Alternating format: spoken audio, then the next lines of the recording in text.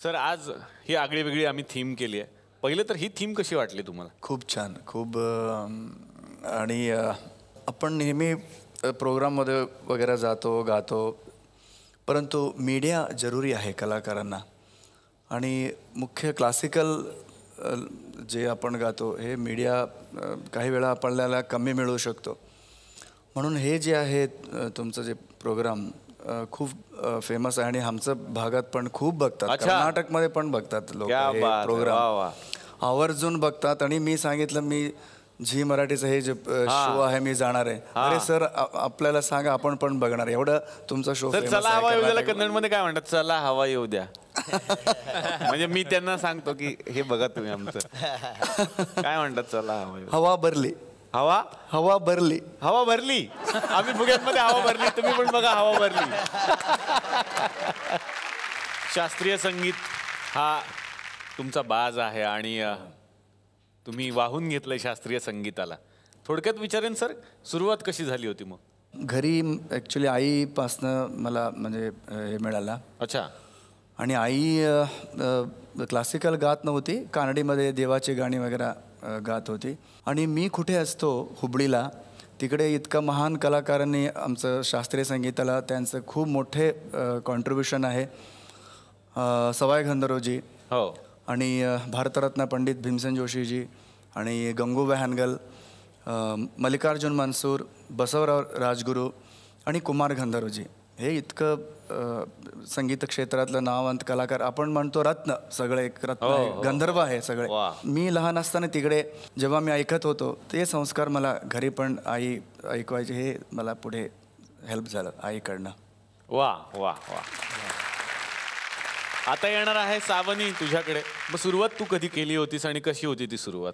मला आठवतं की पहिल्यापासून 24 तास संगीतमय वातावरण घरी असायचं आणि आजी तिच्या शिष्यांना शिकवत असायची. आणि साधारण मी 6 वर्षाची होते तेव्हापासून आजी म्हणली, अगं चल तू नुसती बसतेस शिष्यांसमोर, तर तुला काहीतरी येतं आहे का बघूयात आपण, एक सा तर लाव. तर तेव्हा तिच्या लक्षात आलं की बऱ्याच बंदिशी मला आपोआप पाठ झाल्या होत्या ऐकून. वा. आजी कुसुम शेंडे स्वतः किराणा घराण्याची ज्येष्ठ गायिका आणि संगीत रंगभूमीवरची ज्येष्ठ अभिनेत्री, आणि तिच्याकडून किराणा घराण्याचं सगळं शिक्षण मी घेतलं. त्यानंतर वडील माझे शोभा गुरुटू यांचे शिष्य, तर त्यामुळे उपशास्त्रीय संगीत म्हणजे ठुमरी, दादरा, गझल याचं शिक्षण वडिलांकडून डॉक्टर संजीव शेंडे यांच्याकडून. आणि माझं परमभाग्य की वयाच्या 12व्या वर्षीपासून डॉक्टर वीणा सहस्रबुद्धे त्यांच्याकडे मी ग्वाल्हेर गायकीचे धडे गिरवले. तर असे खूप महान गुरु मला भेटले आणि त्याच्यातले 2 तर अक्षरशः घरीच. तर त्यामुळे खूप छान वातावरणात वाढले मी, हे माझं भाग्य समजतं. वा वा वा. तर कसं आहे, फ्युजन ही थीम आत्ता आहे आणि आमच्या गावातले काही नटमंडळी आहेत, काही गायक आहेत, त्यांनी एक गाणं तयार केलंय आणि ते एक आगळं वेगळं फ्युजन आहे. बघूयात मग आता त्यांनी काय बनवलं.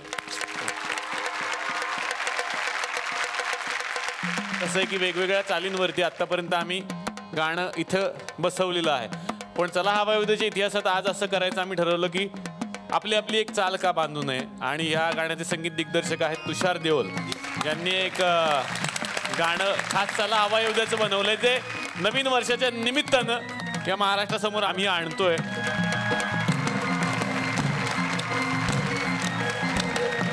कसे सगळे हसताय ना सगळे मळे दिले साबळे, कसे सगळे हसताय ना सगळे मळे दिले साबळे. अरे 9:30 वाजले चला टीव्ही लावा रे, 9:30 वाजले चला टीव्ही लावा रे. हवा येऊ द्या चला हवा येऊ द्या, हवा येऊ द्या चला हवा येऊ द्या.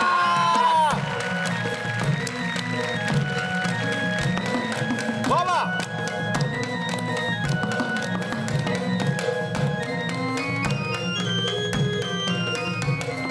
सागर भारत भाऊ मोठे कुशल शेया नीले साबळे, सागर भारत भाऊ मोठे कुशल शेया नीले साबळे. भाऊ कदमची इंग्रजी भारी, इंग्लिश पेक्षा म्हणे गावठी भारी, सागर